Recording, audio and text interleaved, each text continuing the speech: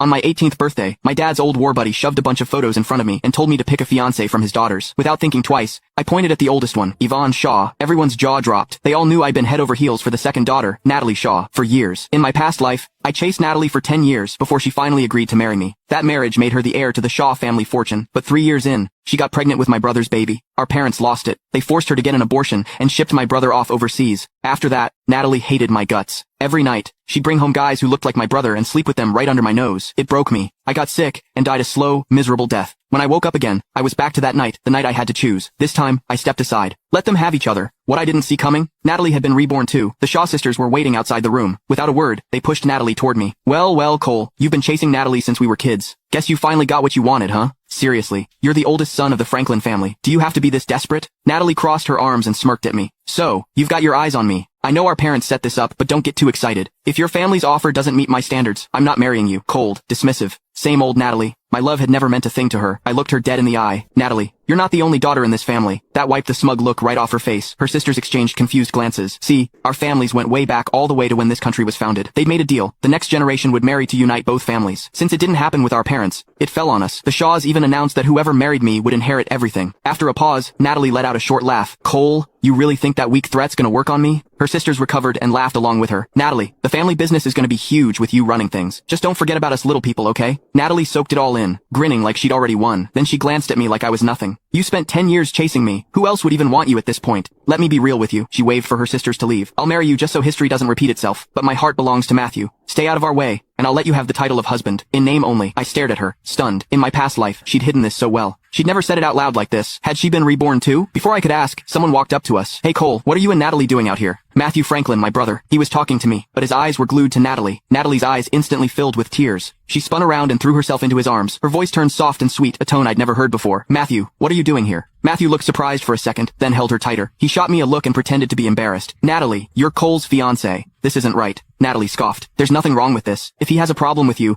he can forget about marrying me. She grabbed Matthew's hand and walked off without looking back. I rubbed Yvonne's photo between my fingers and smirked. Natalie, I was never planning to marry you anyway. The party was winding down. Most guests had left when Natalie and Matthew finally showed up again. Natalie had changed into a high-neck dress. Matthew had faint marks on his neck that told the whole story. The tension between them was so obvious, you could practically smell it. The old me would have lost it, stormed over, made a scene. But I'd seen this play out 100 times in my past life. I was numb to it now. I knocked back my drink and turned to leave. When Natalie saw I didn't care, she frowned. For the first time ever, she called out to me. Cole, what's your problem? I'm your fiancé. Matthew's your brother. You're just gonna leave without saying hi? Where are your manners? Apologize to us right now, or you're not getting your birthday present. She was holding a small ring box. Matthew took it from her and waved it in my face, smirking. Cole, Natalie had this made just for you. She put a lot of thought into it. I looked at the box.